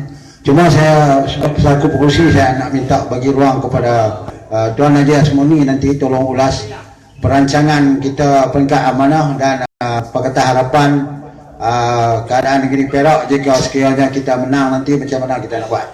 Yang lain-lain itu insyaAllah boleh jawab insyaAllah. Bismillahirrahmanirrahim. Soalan dia tentang Muktamar PAS baru ni kan. Apabila Dewan Ulama telah menganggap bahawasanya berkawan dengan UMNO itu sebagai satu benda yang tak apa, yang sebelum ini dianggap sebagai tak boleh. Sebenarnya PAS kawan dengan UMNO sebelum ni dah ada dah dulu kan, tu tahun 70-an kan Haji kan, dah kawan dah. Tapi apa yang kita nampak akhirnya adalah, dan pada ketika itu isunya adalah isu Melayu juga kan, ada kaitan dengan isu 13 Mei, rentetan lepas pada tu ada yang orang Islam dibunuh, ada orang bukan Islam dibunuh, orang Cina dibunuh. Pergaduhan antara orang Melayu dan orang Cina pun sebenarnya permainan politik. Permainan politik diangkat isu Islam, isu Melayu, dan akhir sekali berlaku sejarah 13 Mei. Dan lepas pada tu kononnya nak menyelamatkan Islam, kononnya nak menyelamatkan Melayu, gabunglah PAS dan UMNO. Apa yang kita nampak akhir sekali PAS tu jadi batu nisan dekat lantai. Itu realiti. Anda tak faham kenapa ada orang boleh percaya dengan UMNO. Itu masalah. Sebab ada orang yang dulu UMNO pun dah tak percaya UMNO, keluar daripada UMNO, buat Parti Bersatu. Macam mana orang yang dulu UMNO tak percaya dengan UMNO, tiba-tiba PAS dan tak pernah yang dah lama bergaduh dengan UMNO, yang turun-temurun berlawan dengan UMNO, nak kawan dengan UMNO. Ini pelik. Okey, dia nak kawan. Kalau orang tanya saya, dia nak kawan, nak gabung, eloklah kawan. Pergi gabung. Kita pun tak pening kepala dah. Sebab dia macam contoh tu, macam orang bercinta tu, orang bercinta. Yang perempuan tu, kita katalah perempuan tu pelacur lah sebagai contoh. Kita kata tak payahlah. Kau tahu tak, Minah tu pelacur. Tapi disebabkan nak, dia kata nak situ. Nak, dia tak boleh. Perempuan tu jahat, jalan. Dia kata nak. Dia kata tak boleh, akan datang. Aku nak. Yang itulah pemisalannya antara PAS dan UMNO pada hari ini. Sebenarnya, kalau kita ke permainan UMNO akan mainkan. Dan PAS terbukti diperalatkan. Isu RU355 itu adalah bukti diperalatkan. PAS diperalatkan. Apa yang kita nampak dalam himpunan dekat pada Merebok tu, menteri datang. Yang kita tak faham tu, yang PAS tu turun-turun benci sangat dengan UMNO, yang benci dengan BN, tiba-tiba Jamil Khair kata Najib bin Salam, ramai-ramai boleh sambut. Tak faham. Maknanya sekarang ni memang dia nak bergabung. Okey, dia nak bergabung. Kalau orang tanya saya, biar dia gabung. Yang orang PAS ni nampak, lah gabung sungguh, keluar PAS, masuk Parti Amanah, tak ada masalah apa pun. InsyaAllah dah ada parti alternatif dah kepada PAS, Parti Islam, Parti Amanah Negara, tak ada masalah. Rasa tak harus selesa dengan Amanah, tak apa, ada parti yang kedua, Parti Keadilan Rakyat. Susah sangat nak masuk, jumpa saya insyaAllah, seorang Parti Keadilan Rakyat. Mari insyaAllah, tak ada masalah. Rasa macam tak selesa, tak apa, kita ada parti yang ketiga, Parti DAP. Masuk Parti DAP. Oh tak boleh ustaz, saya tengok masuk cakap Cina semua, saya cakap Melayu tak erti. Masuk Parti Bersatu. Cakap Melayu semua, tak ada masalah pun. Yang pasti kita nak Pakatan Harapan pemerintah di Malaysia insyaAllah. Kita dah anak dah ada main tak berapa ni, main tajuk yang tak menguntungkan rakyat. Okey, dia buat hujah, dia kata nak gabung dengan UMNO. Kita kata tak boleh. Kita baca Al-Quran, la tarkanu ilal ladzina zalamu fatamassakumun nar. Kita baca Al-Quran. Jangan kamu cenderung dengan orang melakukan kesalahan, nanti kamu akan disambar oleh api neraka. Ayat yang kita baca ni, bukan kita je baca. Dulu mereka dah baca. Diorang dah baca dulu. Berasak-rasak baca. Hari ni ayat tu macam tak apa nak kenal lah. Tak apa nak dengar dah ayat begitu. Kita baca kata tak boleh. Kalau gabung orang jahat, negara ni akan hancur. Kita cakap. Dia orang kata nak gabung juga. Ni mampus lah korang. Macam kita cakap tadi lah, tak boleh. Perempuan tu pelacur, aku tak boleh kahwin dengan dia. Dia jalan. Dia akan rosakkan kamu akan datang. Tak, aku nak juga. Aku kata dah. Kalau kau nak juga, pergi mampus kat kau. Masuklah. Kita kata tetap tak boleh. Sebab kita kata mana boleh kita bergabung dengan orang yang menghancurkan negara. Tak boleh. Menghancurkan negara ni bukan semata-mata fitrah kita saja mengatakan tak boleh. Agama lebih-lebih lagi kata tak boleh. Pergi tanya agama Hindu, agak-agak Hindu ajar tak menghancurkan negara? Hindu kata tak. Kita pergi tanya orang Buddha, ada tak agama kamu ajar menghancurkan negara? Buddha kata tak. Kita pergi tanya orang Kristian, ada tak agama kamu ajar menghancurkan negara? Kristian kata tak. Kalau agama Hindu, agama Buddha, agama Kristian ajar tak boleh hancurkan negara, mustahil lah Islam ni ajar boleh sokong orang menghancurkan negara. Lepas tu orang baca Al-Quran juga untuk nak kata boleh. Macam ke pelacur tadi lah. Jangan nak pergi mampus, selesai masalah. Korang nak gabung pergi gabung. Lepas ni kalau korang lingkup, tak apa, mari Parti Amanah, tak ada masalah pun. Saya rasa orang Parti Amanah tak ada masalah. Betul Haji? Open, buka pintu selalu, masuk, tak ada masalah. Memang kita seronok kalau orang nak masuk Pakatan Harapan. Ni Pakatan Harapan pada mesyuarat, kita nak buat satu logo insyaAllah lepas ni. Lepas ni pertemuan di antara BN dan Pakatan Harapan sahaja. Tu tajuk dia. Pertemuan pelari yang akan datang hanya dua, BN dan Pakatan Harapan. Pakatan Harapan akan ada satu logo insyaAllah. Mari PAS, dia tak bersama dengan Pakatan Harapan, tak bersama dengan BN. Kita kena ingat itu adalah macai BN. Itu saya masalah. Sebab kehadiran dia untuk pecah undi Macam undi itu untuk apa? Keuntungan untuk Najib, keuntungan untuk BN.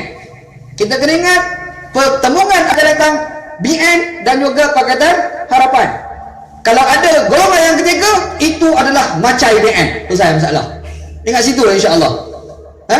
Okey, apa hukum? Kalau kita tanya hukum, pada saya tak boleh, sebab kita pegang ayat Quran, tidak boleh cenderung dengan orang melakukan kezaliman. Kita pegang hadis qudsi, Nabi Muhammad kata bahawasanya Allah Taala berfirman, inni haramtu zulma ala nafsi wa ja'altu bainakum muharraman fala tazalamu. Aku haramkan zalim pada diri aku sendiri, dan aku haramkan daripada korang melakukan kezaliman sesama kamu, maka jangan kamu melakukan kezaliman. Itu kita pegang. Kita pegang ayat Quran. Allah Ta'ala kata negara yang diberi keselamatan oleh Allah SWT adalah negara yang rakyat dia saling melakukan kebaikan. Surah Hud ayat 117. Wa makana rabbuka liyuhlikal qura bizulmin wa ahluha muslihun. Tuhan kamu tidak akan membinasakan ahli sebuah kerajaan itu secara zalim kalau rakyat dia saling melakukan kebaikan. Kita pegang ayat tu. Makanya kita kata tak boleh kawan dengan UMNO, sebab UMNO menghancurkan negara. Kita nak baiki negara. Kita berpegang dengan apa yang dikatakan oleh Al-Imam Ibn Taymiyah, Inna Allah yansuru dawlatan adilah wa in kanat kafirah wa la yansuru Allah dawlatan zalimah wa in kanat mu'minah. Allah Ta'ala tolong negara yang adil, walaupun kadang-kadang pemerintah itu zalim, pemerintah itu bukan Islam sekalipun. Allah Ta'ala tak tolong negara yang zalim walaupun negara itu diperintah oleh orang Islam sekalipun. Kita nak bina negara yang baik, kita nak bina negara yang adil. Kita nak jatuhkan BN sebab BN tu zalim. Jadi atas asas itu kita kata tak boleh bersekongkol dengan BN, bersekongkol dengan BN menaikkan kezaliman. Tiba-tiba dia nak juga, kita tak ada arah, pergi kalah masuk dengan bersama BN, dan kita pun sila-silakanlah masuk. Senang sikit, tak menyusah kat kami Pakatan Harapan dah. InsyaAllah. Yang satu, yang pertama. Yang kedua, politik matang, dia nak berkawan dengan UMNO. Diorang ni duk bangga sangat dengan Allahyarham Tunku Aziz. Tunku Aziz ni konsisten tau lawan UMNO. Sampai dia pernah cakap pergi jahanam ke UMNO dulu kan. Dia pernah cakap, buka lah YouTube tu ada. Tunku Aziz ni masa dia hidup pas dia tak pernah buka apa politik matang. Tiba-tiba lepas meninggal Tunku Aziz, dia bawa keluar satu terma politik matang. Mungkin pas hari ni mengatakan Tunku Aziz ni tidak matang. Mungkin dia nak kata politik cara Tunku Aziz itu tidak matang. Kalaulah dia boleh anggap Tunku Aziz itu sebagai politik tidak matang, macam mana tidak matangnya Tunku Aziz boleh mempertahankan Kelantan begitu lama? Tiba-tiba nanti kalau jatuh kerajaan PAS Kelantan, itulah matangnya cara pemerintahan PAS. Matang ataupun tidak bukan isu. Isunya apakah kamu memberi nyawa kepada BN ataupun tidak. Itu soalannya. Apakah kamu beri nyawa kepada Najib ataupun tidak? Itu kita kena ingat, insya-Allah. Yang terakhir berkenaan dengan Melayu Islam. Melayu Islam. Nabi ni dia tak bawa konsep agama berasaskan kepada kaum, tak ada. Nabi tak pernah bawa. Dalam dunia ni yang cuba mengagamakan bangsa ni satu, Yahudi. Orang Yahudi yang berusaha mengagamakan bangsa. Bangsa Bani Israel, dia nak agamakan bangsa Bani Israel, dia keluar satu terma namanya Yahudi. Isu dia sekarang, Quran ajar kena ikut Yahudi ke kena tinggalkan Yahudi, lawan Yahudi, atau macam mana? Jawapannya kena lawan Yahudi, kena tolak Yahudi, tidak boleh ikut secara orang Yahudi. Yahudi mengagamakan bangsa.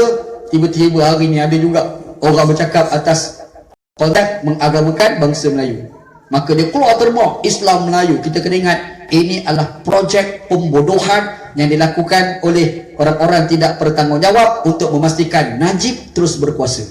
Tengok situ apa yang kita kena buat? Kita kena ingat, kalau kau nak jadi bangsa Melayu yang bermaruah, jangan rasuah, cukup. Kamu nak jadi bangsa Melayu yang bermaruah, kamu tidak boleh rembat harta rakyat, tak boleh. Baca kisah Sayyidina Umar bin Al-Khattab mula-mula sekali menguasai Baitul Maqdis. Apa Umar buat? Umar naik atas mimbar, dia bagi ucapan, dia kata, nahnu qaumun a'azzanallahu bil Islam, mahma nabtaghil izza bighairi ma a'azzanallah adhallana Allah. Kita ni bangsa Arab, Allah Ta'ala muliakan kita sebab kita berpegang teguh dengan Islam. Kalau kita meninggalkan cara Allah Ta'ala muliakan kita, sudah pasti Allah Ta'ala akan hina kita. Maksudnya sesuatu bangsa itu mulia apabila diikut ajaran Islam. Islam ajar rasuah ke tak? Islam ajar lawan rasuah. Saya cukup tak faham tau, kalau orang dia nampak hanya perjuangan Islam itu hanya hudud, tapi dia tak nampak melawan rasuah itu juga ajaran Islam. Melawan rasuah ni ajaran Islam tu. Bukankah Nabi kata ar-rashi wal murtashi finnar? Perasuah dan penerima rasuah dua-dua melingkup masuk neraka.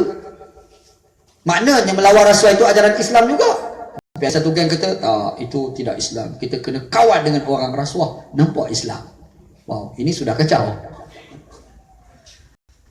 Orang Melayu kalau dia tidak rasuah, orang respect tak? Respect. Orang Melayu pakai serban besar-besar, pakai jubah meleret-leret, rasuah, orang respect ke tak respect? Tak respect. Pak Imam pergi sembahyang kat satu masjid surau, bacalah Quran panjang macam mana pun, tapi kalau orang tahu kau rasuah, orang respect tak Pak Imam? Maknanya sekarang ni bukan isu pakaian yang kamu pakai, bukan jubah yang kamu pakai, bukan isu serban yang kamu pakai. Isunya sekarang sejauh mana kamu menghayati agama Islam. Isu dia. Kau cakaplah Islam Melayu, sebenarnya isu itu adalah propaganda. Isu ni adalah projek pembodohan. Dan sengaja dibangkitkan sebab apa? Sebab dia nak nutup kelemahan Najib. Sekarang ni kita nak bagi tahu, kita nak Islam seluruh. Islam rahmat sekalian alam. Orang Melayu boleh terima Islam, orang Cina boleh terima Islam, orang India boleh terima Islam, sebab Islam mengajar kebaikan kepada semua bangsa, semua anutan agama. Kita nak yang tu insya-Allah. Wallahu a'lam. Wa sallallahu ala sayyidina Muhammad wa ala alihi wa sahbihi ajma'in. Walhamdulillahirabbil alamin. Assalamualaikum warahmatullahi.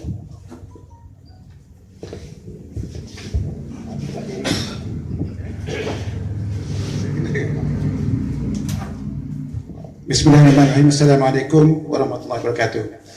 Panjang lebar sungguh apa namanya Ustaz Wan Ji tadi. Cuma saya tambah sedikit saja. Sebenarnya semenjak kita merdeka, UMNO memainkan 3R ini dan dia mengena.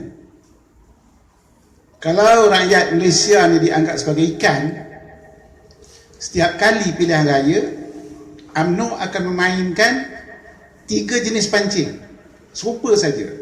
3R tu yang pertamanya race, agama, royalty, makna istana, dan juga agama, bangsa, agama, ada apa namanya, raja-raja. Jadi dimainkan isu itu supaya rakyat Malaysia ni, orang Cina takut tak percayakan orang Melayu, orang India tak percayakan Cina, Cina tak. Jadi divide and rule, pecah perintah. Cuma banyak orang heran jugalah, banyak orang heran macam mana cara berfikirnya orang Melayu, bagaimana rakyat Malaysia berfikir. Kerana rakyat Malaysia ni pada umumnya ada 3 bangsa yang besar. Orang Cina mempunyai tamadun, ada yang mengatakan yang bertulis yang 4,000 tahun. Tamadun orang Cina 4,000 tahun. Kalau orang India, sejarah Mohenjo-daro ni lebih kurang macam itu juga. Tamadun tua yang membina tamadun. Jadi kita jadikan 3 bangsa yang utama, orang Melayu di Nusantara, tempat kita duduk ini, 3 kaum yang mempunyai warisan tua, digabungkan. Sepatutnya kita berupaya menimbang, sebab agama itu tidak boleh bertahan kalau tidak ada ilmu. Mentadbir negara kalau tak ada ilmu tak jadi. Orang bertanya apa dah jadi. PRU 14 ini orang mengatakan the mother of battles, ibu kepada pertarungan untuk rakyat Malaysia. Seolah-olah kita ni berada di persimpangan, sama ada kita nak menggunakan iman kita, ilmu kita untuk membela nasib anak cucu kita ataupun tidak. Tuan-tuan dan perempuan, tuan-tuan tengok kedudukan istimewa orang Melayu dirakamkan, diabadikan di bawah artikel 153 Perlembagaan Persekutuan. 3 unsur yang terdapat di situ untuk memastikan orang Melayu yang ketinggalan kerana dijajah berpuluh ratus tahun, macam mana nak bangun orang Melayu apabila kita dapat merdeka. Yang pertama ialah soal beasiswa. Anak Melayu cerdik sedikit dapat beasiswa, termasuklah saya, pewaris dia, dapat manfaat. Yang kedua ialah penjawat awam, civil service, pegawai kerajaan. Kota dibagi pada orang Melayu supaya orang Melayu mendapat tempat di tanah air bumi asal dia. Yang ketiga ialah pelesinan, nak niaga orang Melayu, nak niaga. Jadi disebut benda-benda macam itu. Tuan-tuan dan puan-puan, sepatutnya 60 tahun kita merdeka, sepatutnya kita dah selesaikan isu orang Melayu risau. Rupanya dasar UMNO adalah untuk memiskinkan orang Melayu. Dari segi nisbah, Melayu yang ialah termiskin yang dari segi bilangannya berbanding orang India. Orang Melayu 6.5%. Miskin tegar. Pendapatan bawah RM420. Orang India pun dari segi nisbahnya 3.32%. Orang Cina 1% saja. Tetapi kadang-kadang kita pun, saya pun pening kepala, kawan-kawan kita. Bagaimana dalam keadaan miskin tu, dia rasa dia tidak miskin. Dia rasa tidak miskin. Orang Korea tahun 60-an, 70-an, dia yang belajar kepada kita. Orang Melayu di Malaysia dia masih mengekalkan 30% saja anak-anak Melayu, anak-anak Malaysia ini yang keluar universiti. Korea yang belajar dengan kita, bagaimana dia maju? Negara dia apa? Bukit dengan bukit bukau saja. Tetapi 97% anak-anak Korea adalah lulusan universiti ataupun postgraduate. Jadi maknanya tuan-tuan dan puan-puan, tak reti-reti kita masyarakat kita nak berhazard. Yang membela kita, yang menginaya kita adalah kita sendiri. Yang menzalimi diri kita adalah kita sendiri. Kerana apa? Kita tak sanggup nak berfikir cara waras. Dengan sebab itulah saya ni 74 tahun umur saya, tak layak ada bersama dengan tuan-tuan. Tetapi demi perjuangan, sedih saya tak tanya what has happened to my people. Apa dah jadi? Melayu Islam ni, kalau tuan-tuan tengok dalam Perlembagaan Malaysia artikel 160 di bawah tafsiran Melayu, tafsiran Melayu ialah orang Melayu, any person, mana-mana orang. Dia bukan kata Melayu Banjar ke Melayu Bugis, Melayu Rawa, dah. Dia kata mana-mana orang yang beragama Islam. Salah seorang ibu bapa dia adalah warga Persekutuan Tanah Melayu, duduk di sini. Jadi itu takrif Melayu. Jadi hidup cara orang Melayu, adat Melayu, beragama Islam. Jadi paksi di situ ialah Islam tu. Definasi Melayu tu dah selesai. Tetapi Melayu dan agama Islam ditakut-takutkan. Ditakutkan kerana orang Cina macam saya sebut tadi lah, jangan demo bersatu. Jadi dengan sebab itu, sistem kita pilihan raya pula disebut sebagai gerrymandering. Apa benda tu? Putar alam. Kawasan mengundi itu diputar. Ini yang berkelahi dengan SPR tu. Sebab SPR tu seolah-olah memberi kelebihan kepada parti pemerintah. Jadi sekarang ni dibuat seolah-olah kawasan Melayu, sebab nak menangkan Melayu, nak dibanyakkan kawasan luar bandar, Parlimen Felda umpama contohnya ada sekitar 50 lebih 52% Ustaz, 52 kursi. Negeri ada 97 gitu, 97 bilangan dia.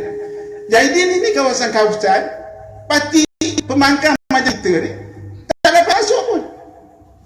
Jadi ini namanya gerrymandering ataupun manipulasi kawasan itu semata-mata untuk nak menangkan UMNO terus memerintah. Jadi tuan-tuan dan puan-puan, yang boleh mengubah dasar kezaliman yang kita alami hari ini, semua orang dah tahu, dah baca surat khabar, dah dengar macam-macam. Kali ini kita kena tuntut diri kita demi anak cucu kita. Kita mesti melakukan perubahan. Kita ni cerdik sikit, ada rumah, ada kereta sebagainya sebab tok nenek kita cerdik. Hantar kita sekolah, rotan kita tak mengaji Quran, ini kita jadi manusia.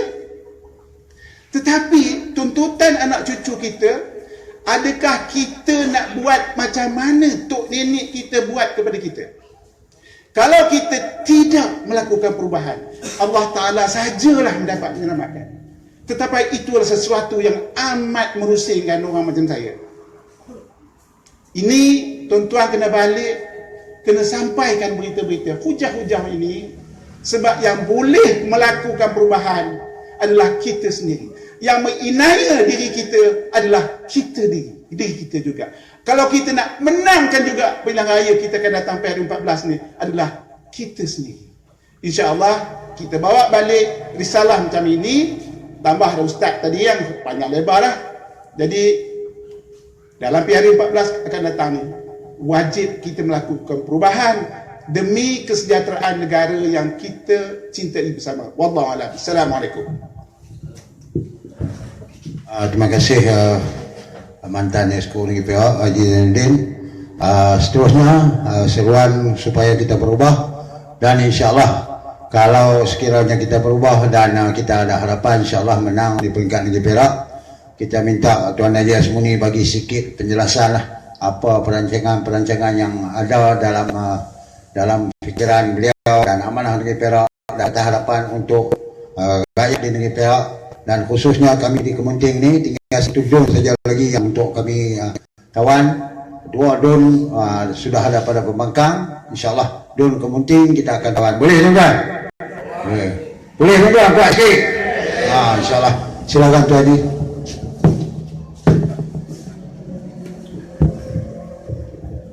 Ada satu soalan tadi yang saya rasa Ustaz Wanji juga nak jawab lah yang tadi, mengenai pendekatan PAS ni yang menulis untuk berdakwah. Soalan sekarang ni ialah kerja dakwah ni yang wajib lah.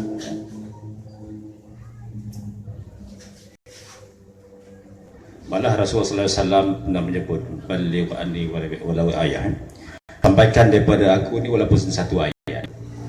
Tetapi kalau kita melihat kepada apa yang dilakukan oleh PAS-nya secara umum, dia dengan UMNO dia kata nak berdakwah, tapi dengan orang lain macam mana? Saya nak baca sepotong ayat Quran. Bismillahirrahmanirrahim. Ud'u ila sabili rabbika bil hikmati wal mau'izatil hasanah wajadilhum billati hiya ahsan. Inna rabbaka huwa a'lamu man dhalla an sabilihi wa huwa a'lamu bil muhtadin. Serulah kepada jalan Tuhanmu, ud'u ila sabili rabbika, serulah kepada jalan Tuhanmu bil hikmah, dengan cara hikmah, wal mau'izatil hasanah, dan juga cara yang baik, wajadilhum billati ihsan, dan tolaklah ya, berhujah mereka itu dengan cara ihsan. Tetapi apa yang berlaku sekarang ni, kalau kita melihat ya, apa yang dilakukan kepada kami lah yang paling mudah sekali, ataupun mereka yang tidak setuju dengan dia. Yang pertama kita melihat tadi seperti mana yang katakan Ustaz Wanji pada Datuk Seri Wan Izzah, dia kata tanam jidat Cina. Itu dakwah apa tu? Allah mengatakan secara berhikmah ya?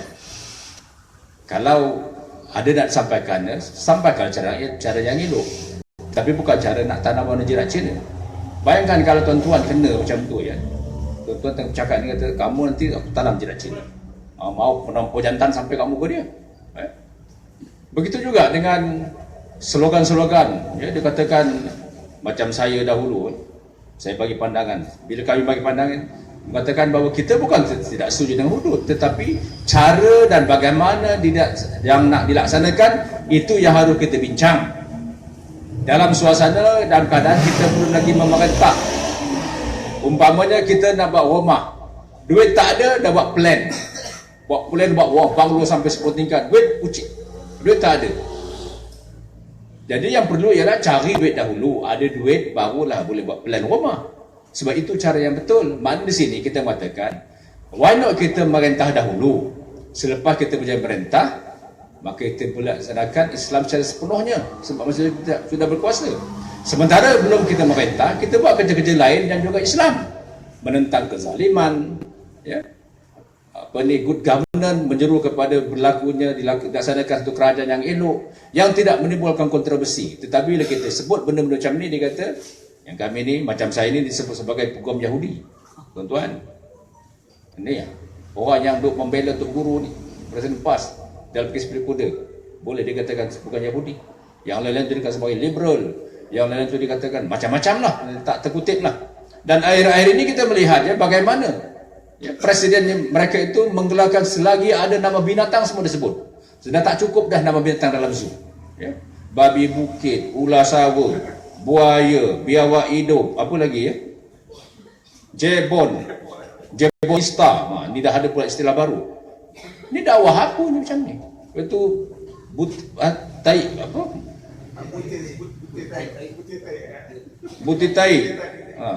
Yang istilah-istilah yang tak pernah kita dengar. Ini dakwah apa ni? Dakwah macam mana? Sebab itu kita persoalkan. Ya, walaupun PAS mengatakan bahawa dasar mereka itu ialah bukan semata-mata parti politik, tapi juga parti dakwah. Kita tanya balik pada dia, berapa ramai dah kamu percaya Islam kepada orang berislam? Kalau kita bandingkan dengan Perkim, kita bandingkan dengan ABIM misalnya, ya, yang sumbernya terbatas. ABIM ni apa sangat lah, ya. Apa sangat ni, satu NGO. Tapi tanya pada ABIM ni, yang ramai pakai tudung sekarang ni, ABIM punya dakwah lah tu. Kalau tidak ni, kalau tuan-tuan lihat mak-mak kita dulu macam mana pakai tudung, ya, kat bau pakai yang pakai tudung, bukan kat kepala. Ni ABIM dia kerja lah ni. Ya, ini sempurna dakwah yang dilakukan oleh ABIM yang pakai tudung yang ada sekarang ni. Kita tak boleh lari pada itu. Ini hakikat. Orang PAS dulu pun tak pakai tudung. Orang dah beritahu dia tu. Dia punya bau yang pakai tudung, bukan kepala. Ya. Ini dia kerja dakwah. Tetapi kalau dengan maki hamun, tak boleh berbeza pendapat dengan orang lain. Bila berbeza pendapat aja datang berbagai hukuman, ni dakwah apa? Jadi ini yang cuba dibawa oleh, sebab itu kita terpaksa mewujudkan sebuah parti lain yang berteraskan kepada Islam, tetapi dengan pendekatan yang berbeza. Sebab kalau nak mengharapkan PAS menyebarkan Islam dengan cara yang keras, saya rasa Islam tidak sampai ke mana. Sebab seruan tadi yang telah pun mengikut ayat yang saya bacakan tadi itu ialah Islam itu hanya dapat disebarkan melalui rahmah, ya, secara berhemah, bukan secara keras, bukan secara kasar yang boleh menyebabkan hati yang keras itu menjadi bertambah keras, ya. Sebab itu datanglah kami, ya, sebagai sebuah parti yang memberikan alternatif kepada rakyat Malaysia, membawa sinar Islam yang sesuai dalam wakil Malaysia, dalam konteks Malaysia ini yang multiracial, ya, yang jamaahnya, rakyatnya terdiri daripada berbagai kaum dan berbagai agama. Itu satu. Dan insyaAllah, ya, bukan atas nama Parti Amanah saja, tapi atas nama Pakatan Harapan yang terdiri daripada gabungan parti yang tuan-tuan dapat lihat depan ini, kita akan membawa satu sinar baru kepada rakyat Perak dan juga Malaysia. Kita insyaAllah sedang menyiapkan kerangka manifesto kita. Di antara yang sedang kita rangka ialah membataskan tempoh pengembangan jawatan seorang Perdana Menteri. Kita akan bataskan kepada tak lebih daripada 2 penggal. Dan jawatan Perdana Menteri itu juga dia tak boleh, masa dia jadi Perdana Menteri dia tak boleh pegang jawatan Menteri Kewangan. Kalau tidak nanti duit tu habis, disapu semua macam yang berlaku sekarang ni lah, ya?